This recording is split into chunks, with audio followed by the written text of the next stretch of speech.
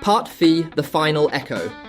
October 23rd, 1889, Grosvenor Square, London. The invitations were printed on ivory cardstock, inked in gold and sealed with black wax. The charity gala promised music, masks and mystery, all in the name of raising funds for the reconstruction of the Royal Theatre. The guest list was glittering: lords, ladies, patrons of the arts, opera stars and politicians. No one declined. Detective Inspector Margaret Holloway had not been invited. She would attend anyway. Dressed in a tailored black gown and a lace domino mask, she stepped from her hired carriage and joined the river of masked guests flowing into the Grosvenor Hall. The massive ballroom glowed with candlelight, its marble floors gleaming, a small orchestra playing a waltz in the corner. Her fingers itched for the weight of her revolver, but it was hidden beneath the folds of her cloak, tucked into the hollow of her back. Every person here could be a target, or the killer, or a witness who didn't yet know they'd seen the devil. Inside the gala, 8:47 p.m. Holloway moved through the crowd like a ghost, her eyes scanning each face behind a mask. Red velvet, gold leaf, feathers, beads. Everyone here had turned themselves into someone else. It was perfect, the ideal hunting ground. Hensley, similarly disguised, whispered from her left as they crossed by a champagne table. No sign of Lyle yet. No mask matches the sketch. But there's something else. He broke off as the chandelier dimmed. A hush fell across the room. The orchestra's conductor stood, raising his baton, and the musicians struck a new chord. A haunting, slow aria began. Familiar, yet wrong. Holloway's breath caught. The song. It was the same melody the Harrow woman had described. The wrong one.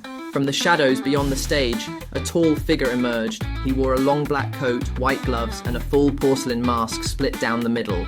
Half gold, half bone white. Her mask. Her letter. He stepped into the centre of the ballroom as the dancers parted in a slow, dreamlike circle, and then he spoke. "Ladies and gentlemen," he said, his voice smooth and echoing unnaturally in the chamber, "the time has come for the final echo."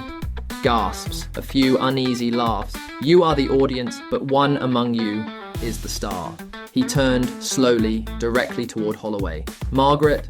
A dozen heads turned toward her. The music stopped. She didn't flinch. "End this," she said, stepping forward. "I cannot," he replied. "Only you can." He reached into his coat and pulled out a small silver blade, delicate, ritualistic, not raised in threat, offered like a gift. "You were always meant to be the mouth, the final voice, the one who sees." "Sees what?" she asked coldly. "Him." Chaos erupts. Hensley fired the first shot.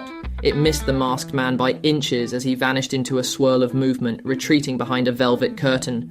Panic erupted in the ballroom. Guests screamed, masks fell, the orchestra scattered. Holloway pushed through the chaos, chasing the killer up the winding side staircase past the upper balconies of the theatre wing. The scent of wax and old velvet thickened with every step. She found him waiting in the wings, still calm, still composed. "I've seen your gospel," she said. "It's madness." He turned. "It's revelation." He lunged. They grappled against the red curtains, the silver blade slashing once, twice, before she brought the revolver up and fired point blank. The masked man fell, but the mask did not crack.